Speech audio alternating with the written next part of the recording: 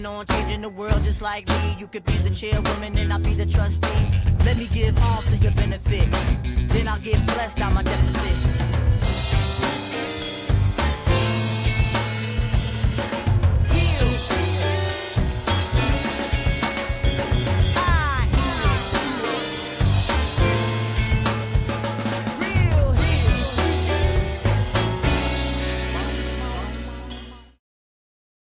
Hello, hello, hello. We are back at Your Corporate IQ. I am Tanjil, your host for today.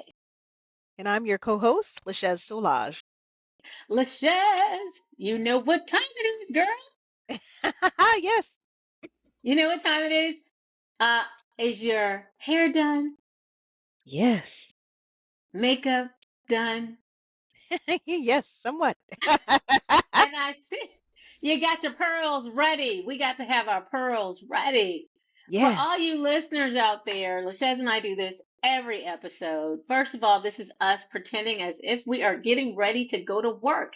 And all of you know that you have to have theme music when you're getting ready to go to work because that's what gets you pumped up. And our music is Heels by Q-Tip.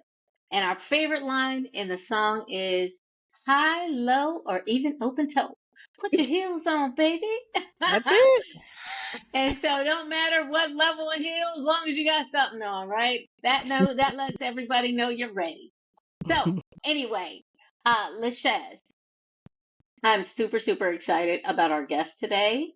But first I want to thank everybody, both Lachez and I want to thank you so much for just tuning in to your Corporate IQ podcast. And this is where we're going to discuss the pearls and the perils of corporate America with a lens from the people of color and their experience. And today's segment is on how to thrive in your career while pursuing your passion.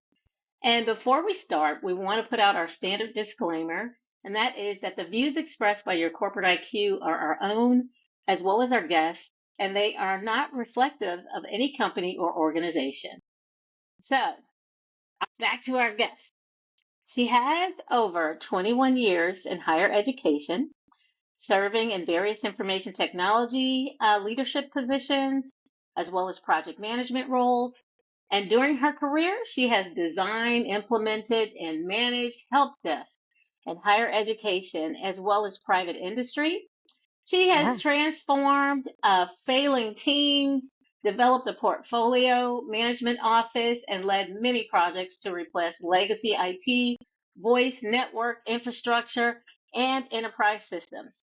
Aside from all of this IT, Faye Snowden, our guest today, is also the author of Dark Southern Gothic Mysteries. Ooh, can't wait to hear about Ooh. that. Yes. She Yes.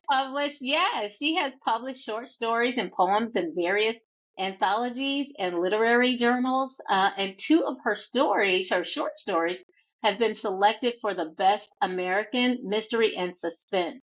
Her latest book, A Killing Rain, was long listed for the CWA Gold Dagger Award and won gold in the 2022 Forward Indies Award.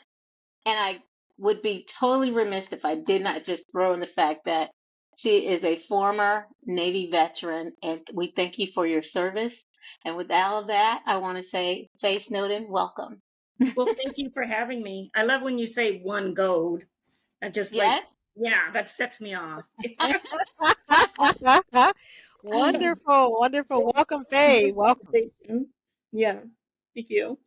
Welcome. Wow, what an intro. I mean, it's like Yeah. military service, IT, Yes.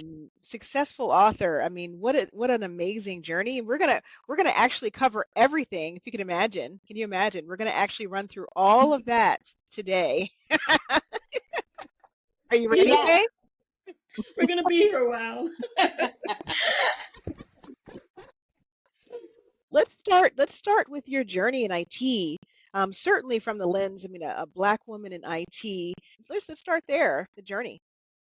Well, absolutely. So, when I was coming up in Shreveport, Louisiana, I didn't know what I was going to do with myself. And, you get those, it was like some equity problems in my high school. Never talked to a counselor. No one thought that college would be something for me, even though I was really, like 14, 15 in a class of 300.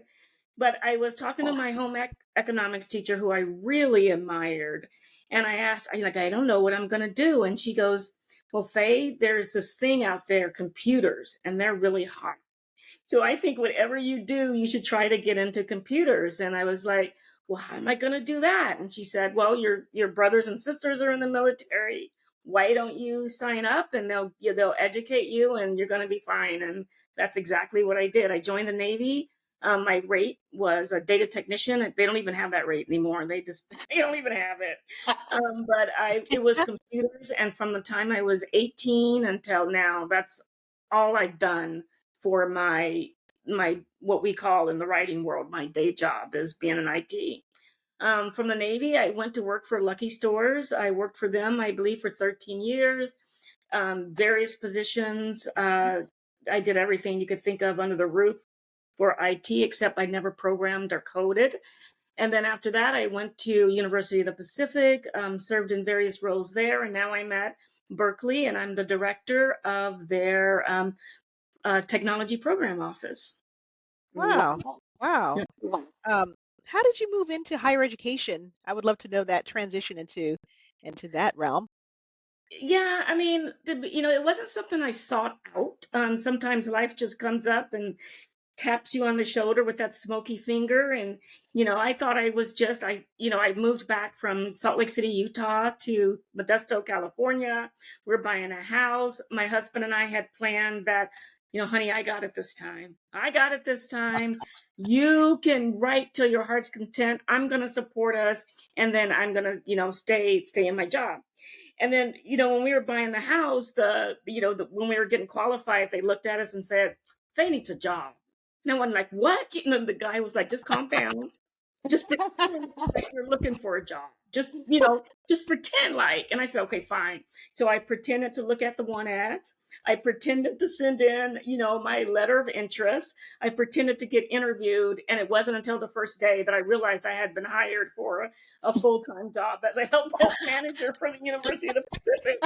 I'm like, and then 21 years later, I'm like, pretending, huh? So, but it was a blessing because I love higher education. Just, being around all the young people, the energy that they bring, the hope, the quirky questions that they ask. And I love quirky questions.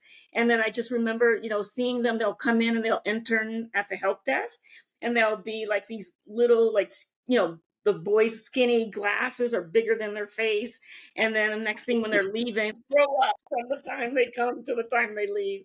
So I'll never leave it. And then, Berkeley had a position open. They came a call in, asked if I would apply. I applied. And then I love higher education. Yeah. Wow. Wow. So you've had a completely different experience in higher education than you had in the, I guess, public or private sector then. Yes, they do things a little bit different. The mission is different. In the public and private sector, it's more about, how do we make money or save money? How do we improve our stock shares? How do we, keep selling our goods and that type of thing?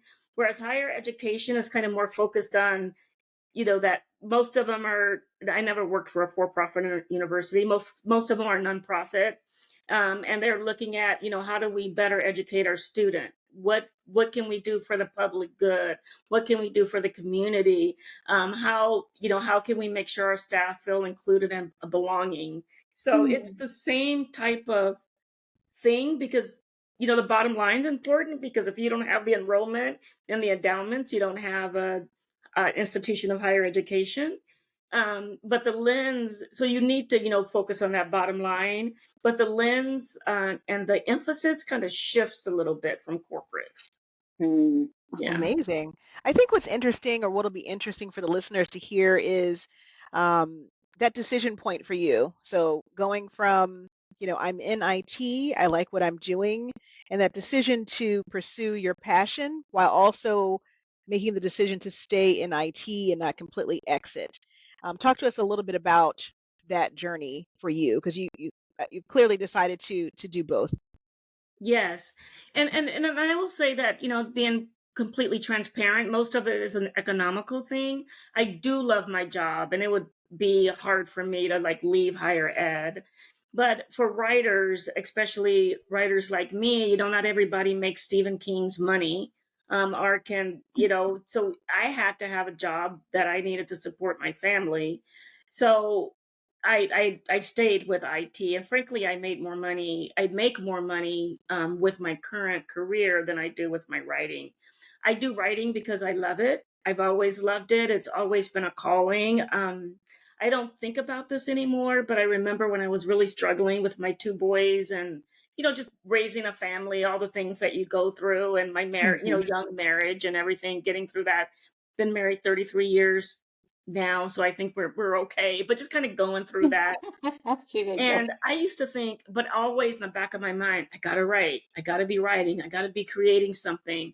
And I remember thinking, if someone would give me a pill and hold it up to me and says, take this pill and you will never want to write again, I would pause for about 5 minutes to think about taking that pill. So it's not really something, but not now, but when all that was going on, it was like, it's just too hard. But now I wouldn't, but it's just a compulsion that I can't control. I always will have that compulsion. Amazing, Wow. amazing.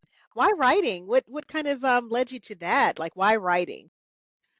And this is another thing. It's so funny. I come from a family of writers. My dad was a Oh, poet.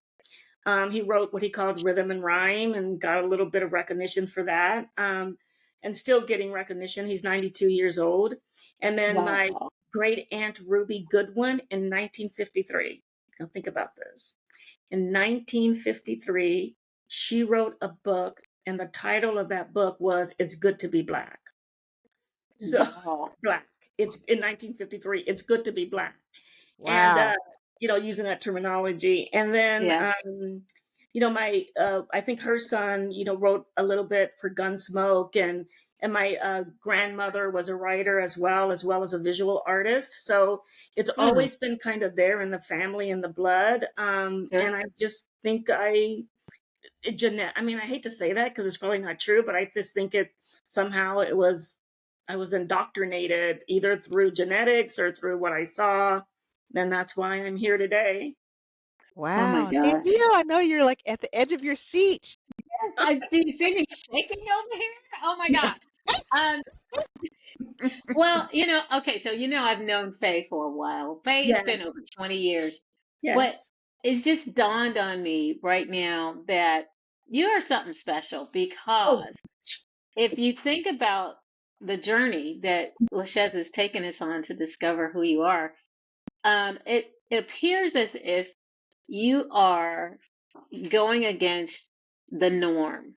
You mhm. know, black female in the Navy. How many of those are there back when you joined?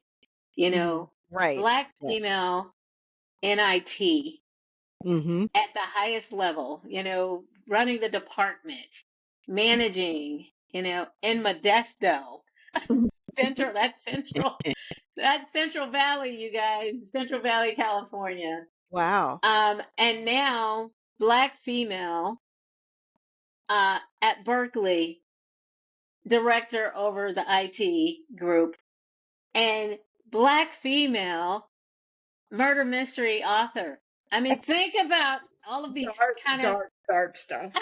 Yeah. but but still, how many others are there when you started? So, Hmm. wow, that says a lot about who you are, and I'm just curious to know, did you ever find yourself in some hard situations where there are many obstacles, and Oh, help yeah. our listeners understand how you got through some of those things, whether it be the Navy, whether it's at the schools, or even in writing. Yeah, and it's so interesting that you asked that. And and I'm a little bit up there. I'm older than you probably think. And so, when you get to be my age, you start being nostalgic. And my mom, and I don't know if I ever told you, Tangel, but she was kind of like had an undiagnosed mental illness, and so there is, abuse in there.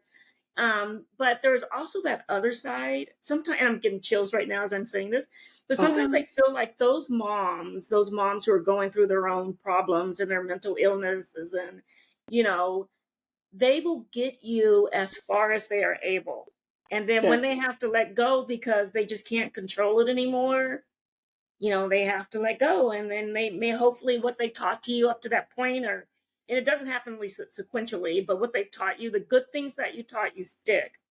And one of the good things that my mom taught me was that you don't bow down or scrape to anybody. Wow. That's major. And I still don't know how I feel about that, but I'll tell you, because I believe, I believe that people are the most important thing over anything, right? Over anything is people. So it's not, to me, it's not bowing down or bowing down or scraping, but it's just showing a lot of respect for you, the fact that you're a human being. But my mom said no. As a matter of fact, we're living in Shreveport, Louisiana. And like you said, we're one of the only Black families in my school, or I'm only one of the Black kids. And my mom would not let us say yes, ma'am, and yes, sir to a white person. What? She would not allow. Wow. And so she get phone calls that say, when I ask Faye a question, she says yes. And my mom would then like, yeah, that's how I trained them. That's what I told them.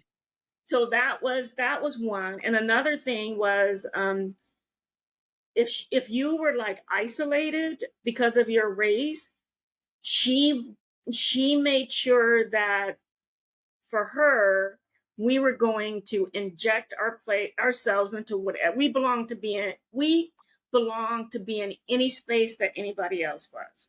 There was this one laundromat, I think, or a little candy store too. But sometimes I would come home from that candy store and I would say, Mom, they wouldn't let me in, and they told me that, I had to leave and I'm not allowed to come in, or they treated me really bad. And my mom, I remember this to this day. One time I came home and said that they treated me really, really bad in there. And she said, did you get your candy? I went, yeah, but I was so sad.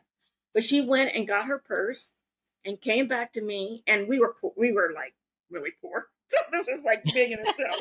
And she gave me, a couple of quarters. And I said, you go back there. You go back there and you buy more candy. And then tomorrow, you're going to go back there and buy more candy. And I'll tell you what, they're going to get used to you. And I went, I love your mom. Love your mom. Seriously, Mom. So here I am with my lunch counter protest, and she did. And then, so I had to learn when I was nervous or afraid or scared in spaces like that. I don't know if Tangiel ever noticed, I put on such a show. I go in there with swagger. I have my head up, my shoulders back. I'm ready to talk to people, and some of it's just a big old mask. It's your shield. Yes, I yeah. get it. However, as I've gotten older, and just pretending like that mask has become part of me. Now it's just, it's just my presence, when I go to places now. It's no longer I have to fake it till I make it, but does that make sense? Did I answer that question? Yeah. Yeah, she gave you confidence. She gave you boldness. Yeah. Right? Boldness. Yeah, I think what's really interesting about what she said is that you didn't have that thing of like knowing your place. So I think that holds some Black people back, thinking that, I need to stay in my place. And I have to say that I'm one of those that didn't live that way either. I was brought up in the same way. Like, I can do whatever I want. I can go wherever I want. I'm free. Right. Yeah. But I think that that's not all Black people. So I think that's a great experience you've had. And your mom is a very smart lady. Yeah. It's so funny. One time I was telling somebody that story and they were horrified. Oh, wow. And say, no, she didn't let us. Yeah. Well, let me tell you, for all of the listeners that are from the South. All right. I know y'all aren't in the South, but I'm in the South. For all you listeners that are from the South, saying yes, ma'am is not a white thing. It is a Southern thing, right? A Southern thing, yeah. Everybody says it, because you will have a Black person say, what did you say? I better hear a yes, ma'am. So just want you to know, that is a Southern thing. Yeah. And it was mostly, for her, it was mostly not to white people. right? You have to I like, get it. and when I Right. was growing up in Louisiana, and we're from California, so maybe that was a little bit. I mean, I was, I went to Louisiana after my parents got divorced when I was young, but for the grown up Black people, we didn't really say ma'am a lot, but it was more like Miss Ruthie or Miss Jessie May or Miss Emma. But you were told you have to respect your elders back Sure. there. But yeah, but no ma'am Wow. and sir and white people. Wow. Wow. Yeah, yeah, Wow, that's awesome. That's awesome. yeah. Tell us. I'm sitting on the edge of my seat here. I mean, murder mysteries. Tell us about the first book. Share with the listeners about your first book and kind of the journey and why murder mysteries. Yeah. Why that genre? You know? Yeah, I chose that genre because of two reasons. First of all, when you're going to invest as a reader 8 to 10 hours in a book, right? You want the stakes to be really high. A dead body, very high stakes. So it just like grabs the reader right away. Wait a minute, who died and how did they die and who did it? So you got that. And the other thing is it has like rules and it has like the skeleton, the scaffolding, the structure that you have to follow. And so what I do is I just put flesh on the bones. So it's like it gives my Oh, writing a little bit of that head start. Um, I'm trying to think if everything I wrote had murder in it. When I was younger, there were some short stories that did not, so not everything, but and poems, of course. But so yeah, that's how I started. My first book is 1999, and people think I'm being self-deprecating when I say this, but that book was not good. I had an editor who really, really believed in me, and bless her heart, I know. But I think that's how I learned to write a book on. I learned how to write a book on that book, and I learned so much from my first editor. So that was that one. And then I wrote a couple of romantic suspense books, and I stopped to raise my boys. They were teenagers, and you know how teenagers can get lots of mhm. slamming doors and running down the hallway. So I had to stop to chase them and kind of raise them and be there for them, basically. And then I came back when I knew they weren't going to set the house on fire. So I came back and started writing again, right? So that is when I really enjoyed it. So the first book is A Killing Fire, and my family. I was actually on working on my family tree yesterday. So I come from a family of hellraisers, All right? Oh, right.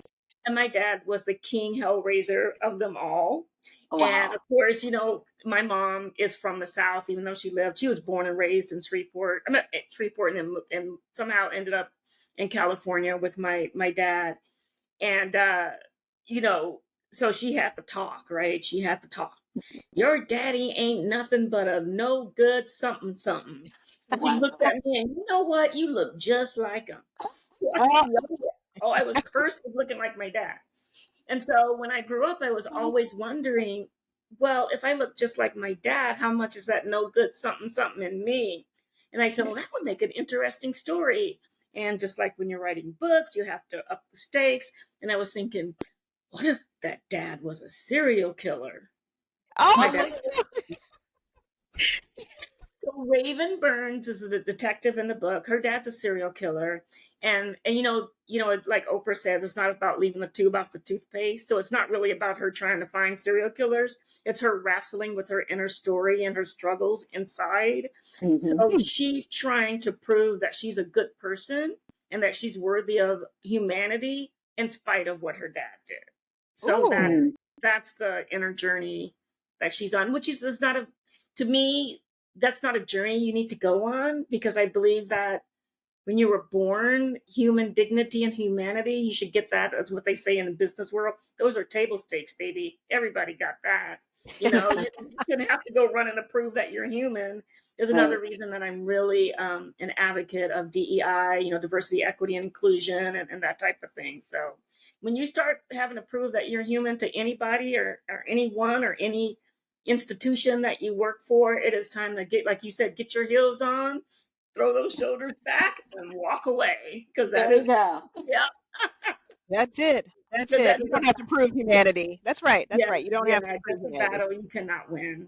Yeah. Yeah. Wow, wow, wow. Talk to us about the latest book coming out and when is it going to be released? When can we get a copy? Yeah, yeah. So I'll talk about the series. So the series is a 4-part series. So it's based on the elements.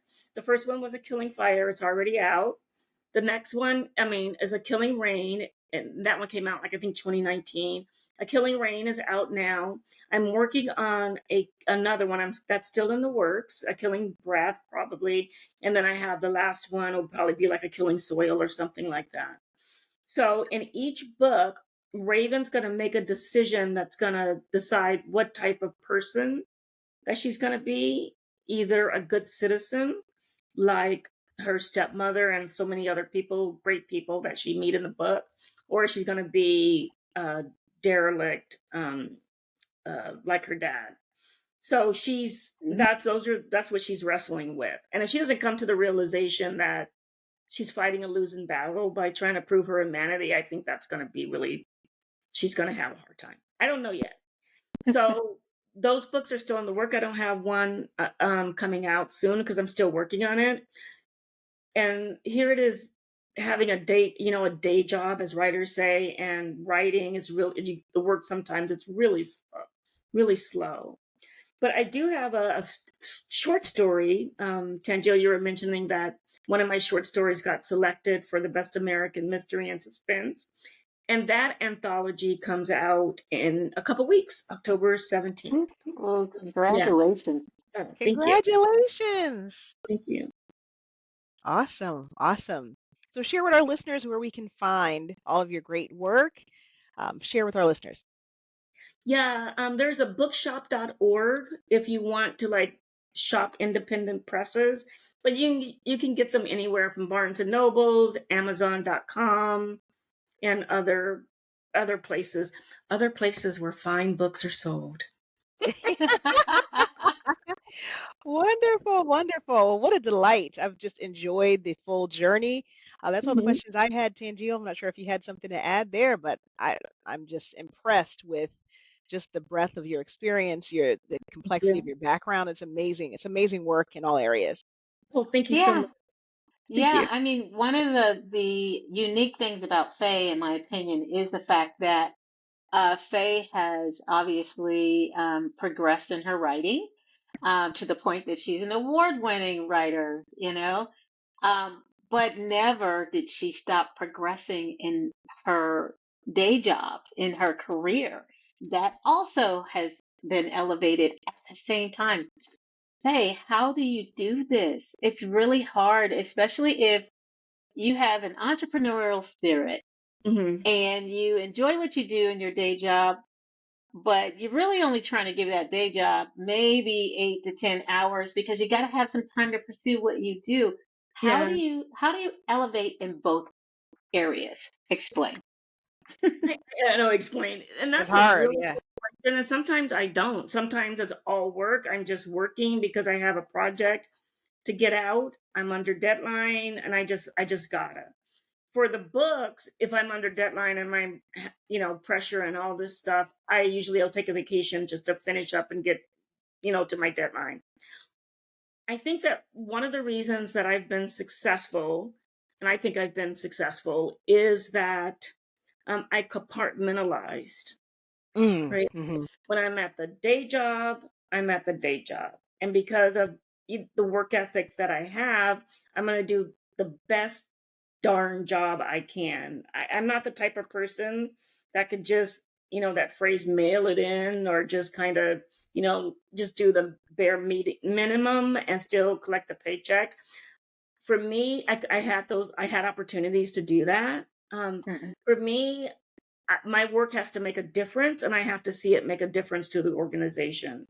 So when I'm at work, I'm doing what I need to do. I'm investing in my team. We're just getting stuff done. And then when I'm well, you know how it is when you're salaried. Sometimes the work bleeds Yes. in your day job, and try to manage that the best you can. But when I was at my most successful with the writing, and I have some people that put books out every single year, but when I was most successful, what I did was I made appointments with myself. So Explain. I'll explain. So if I make an appointment with somebody else, I will break my neck to make that appointment. And if I'm 2 minutes late, I'm apologizing. because I really Ah, respect people's time. So when I was writing, I made an appointment with myself on Tuesdays and Thursdays from 6 o'clock to 9 o'clock. And then I would do Saturday and Sunday. And when I was really, really writing, I just pretended like that was work. And I did get a lot of support from my husband when my kids were little. I would be like from 8 to 5, and those are my appointments, and I kept those appointments. Now awesome. that I'm a Wow. little older, it's a little harder to do because after work, that whiskey and scotch is calling me, especially on Thursday night. On the weekend, California weather, and it's all like, yeah, blue, but the sky's blue, birds are chirping, and I'm like, oh Lord, I don't want to go in my office, right, by Yeah. myself. Yeah, yeah, Yeah. Wow. I love So that's a that. good, I love yeah, that. yeah, good pearl, right, yeah, Lachez? Yeah, I mean, scheduling appointments, that's really a corporate thing to do, yeah. because you live by those appointments, you live by Mhm, those meetings. That's a fantastic way to mhm. juggle both things and commit to both things. Do you find that you have to prioritize at points in time? So if your day job work is kind of busy, like you said, to your point, like a project or something like this, that maybe the book might have delays. Do you have to really prioritize one or the other, or can you really balance them at the same time? You have to prioritize, because this is where, I think that our health is another one of our most important assets. And sometimes you just can't do it all. And my team and I just hosted a conference that had like 1,000 people that were involved in it. And that was a year in planning, and there was no way I could continue writing like I did while we were on that project. So the book that I'm working on now did take a back seat, and I've just started to get back into it so I can get it to my editor, who's probably waiting on it, and get it under contract. Yeah. So I just wrote down really quick some summations of what I heard in corporate speak, if you will. Hmm. So basically, Faye was organized, right? Hmm. She Yeah. scheduled, she planned, she prioritized, and she had impeccable work ethic. Hmm. Yeah. Yes. So Uh-huh. if you want to excel in both areas, here are some distinct pearls and instruction on what we all need to do in order to excel no matter what you're doing. Yes. And these are some basic fundamentals that we've all learned in our careers, right? In order to be successful. Yeah. And Yeah. just like in your career, your career, as like we say, the day job, where they talk to you about building relationships are important, for, I think, also for your health, not just so you can know people to get that next promotion, but socializing and contact with people external to your department is really good for your health and your well-being. But also to make sure that you have contacts when you need them. So that's another one. Just like you do that in your corporate job, also do that in your creative endeavors. So find your community, find your tribe, and network, and be with them as well. I belong to Sisters in Crime. I belong to Mystery Ah, Writers of America, and also Crime Writers of Color. If I have a question, or if I need help, or I just need somebody to commiserate with or celebrate with, I know I have a group of people I can call on, just like in my corporate job. wow. Wow. You're talking about support system in both places also, You because that need is that. also required. Yeah. Yeah, yeah, yeah. So that's great. And then I'd also like to, I know we asked the question earlier about, again, being female, being Black in very high populated, non female Black areas, right? IT, come on, that's dominating white male. Even in the service, that's dominating. Well, it's probably today a lot more diverse than, again, when you first started. So, with the way you described your mother and you taking on some of those characteristics, I'm just wondering, has anybody viewed you as being an angry Black Oh, woman? Lord have mercy. Uh-oh. Lord, I'm sorry, the South too. Lord have mercy. When they say have mercy, are you kidding me? Yeah. They Wow. into me in one job, and who the industry, I mean, the institution shall remain nameless, where, I mean, you would probably believe it because you've probably experienced it. I would be called one meeting. I disagreed with a white male that was in the meeting, and it wasn't. I mean, I wasn't emotional about it. I was just like, well, we need to consider blah blah blah blah. And after a meeting, he asked if I could stay, and then he asked if my boss could stay. He called me hysterical, angry, and hostile. Wow. I was told by my boss, who happens to be the most racist person I think I've ever dealt with in my life. I was asked by that individual to not talk in meetings because people think I'm just showing off and I'm a know-it-all. I've been asked Wow. to explain stuff, a gazillion times. I've been asked, not to say things about certain projects because, again, people would think I was just showing off, and it was a hard time. And so what I did during that time is, I took that feedback, which was crap, right? But I asked myself, how can I use this in order to become a better communicator? Love it. Even though the people I'm communicating with are jerks, they are, and racist, and they have their own problems. Like Toni Morrison says, they're bereft. Racist people are bereft, right? How can I use that to become a better communicator? So I just went to work on myself. I was pulling out Brene Brown, taking all these courses, learning how to be an active leader, learning how to ask more questions. And then just, where I don't think I compromised, but I think I avoided a lot of confrontation by doing that. Yeah.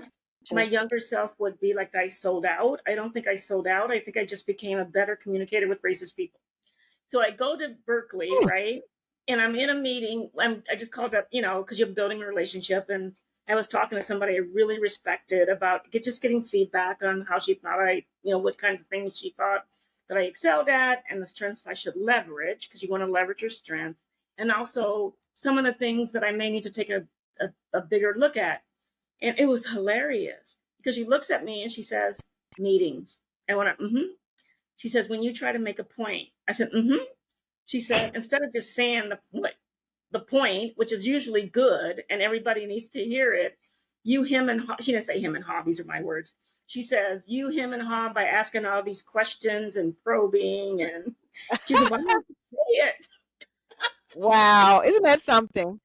And I had, at one job, no, you're not to do that because you're looking like an angry Black woman and a show off. Wow. Interesting. But what are you doing? And so I just told her, I said, this is the kind of environments that I've had to work in my entire career. Wow. And this is how I forestall negative reactions because I've had to moderate how I come across. Yeah. So that tells me if you haven't had a chance to look up leadership styles, take a look at situational leadership, right? Because it's all focused on knowing your audience, right? And knowing how to engage that audience and get their buy-in, right? So you have to do it different with every group that you're facing or you're dealing with. So I love the fact that you're in a space now where they're saying, "Will you just get it out?" I'm sad that we can't just be, though. I'm so sad that we can't just be. It's like we have to, because what happens also is that you can also look like you're not decisive, right? And that is not who you are. That is what you've had to be. And I think in part, it saddens me a little bit that you have to do that. But I know that we all have to do what we have to do. And I think it's very smart. You have to be strategic. You have to do these things. But I think that those are the things about a Black experience that we have to socialize. We have to address or talk about these things, that there's a certain set of things that we have to do that are different just to survive, that aren't necessarily our natural way of leading, for example. Yeah. So To be understood. Yeah, and I will say that that strategic, you have to be strategic. There's a woman out there who was telling Tangel about it. She does a lot talking about, and I don't remember her name, but it's strategic authenticity. You know, a lot of Oh, these organizations out there bring your true self to work and be authentic at work. But then she explains what happens when a Black woman is authentic at work. And he said, you're just coming in here after years of, persecution and just ask us to open up our hearts and you're going to be okay with it? How? So she talked wow. having using that in a strategic way and how to be strategic. I'll look it up and send it to you. So that really resonated with me. And then the other thing is like now when I know a little bit more about DEI, I'm a little braver, a little further along in my career. I do because I don't my one of my values is being, and that's what another thing, if you're in the corporate world, you need to have your own set of guiding values that you won't violate. What are they? And one of mine is kindness, no matter who that person is, right? So I still use that, but I don't like if I think is being biased or being, flat out racist, or now I confront that stuff. Yeah. If I wasn't on camera, I would say something else. But you have to do it in a smart way, right? Did you realize True. when you did this that this is how the people of color in the room felt? And I actually had that experience a couple days ago. But Yeah. it's just like, you could still, making a point without making the other Person person feels feel small, even though they may good. deserve to feel small. But, But I try. when you say, be authentic, often, oh God, him having that word. I hate that word. Authentic, authentic. When you're trying to be authentic, um, a lot comes with that, right? Yes. Because there has to be education, Yes. supporting it.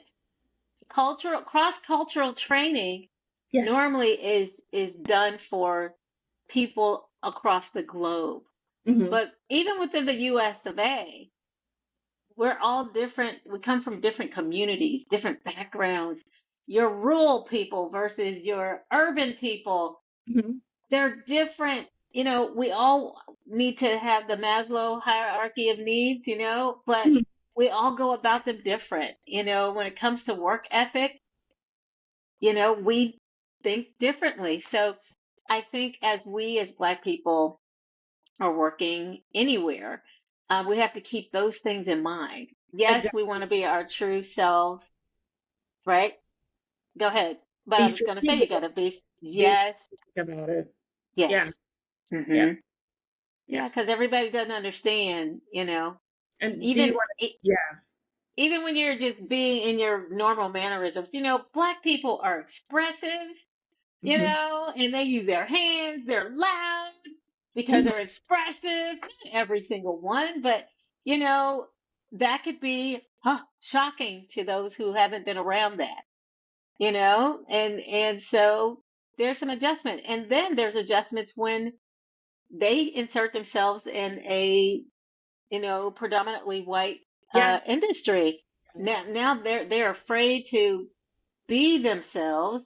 They don't know what certain things mean on the other side of things. So I love when you said the focus should be on humanity. Yes. We are all humans, right? And again, just taking these principles and these pearls that you mentioned, all of that put together makes for a good experience. Yeah. Yeah. Yep. So, Wow. oh, this I is love it. I killing. love it. I Yes, love it. You know we what need a book. We need a book on that. I love Yeah. about that, Faye, is that it's understanding humanity, but it's also still recognizing racism and recognizing things. So I think Yeah. that most people aren't able to do that, right? Yeah. It's about this accommodationist thing um, that I'm definitely not, but it's um, it's not understanding. You don't have to avoid racism. You don't have to pretend it's not there. You don't have to pretend that things aren't happening, but it can live with and coincide with humanity. And so I think you're able to do that. Yeah. Yeah. And then just understanding that that people are different and authenticity and all that stuff. And does not mean that in some ways, you have to be strategic about it once, but it's not our job to make, the dominant society, white male right now, patriarchy, feel comfortable, right? There's Right. sometimes, and that's what I said this in a meeting the other day. I just said, sometimes you're going to be uncomfortable, and that's okay. You need to lean into that discomfort. And it's Mm-hmm. not my job I didn't say it like this, but it's not my job as a Black woman who wants a better environment to make you feel comfortable.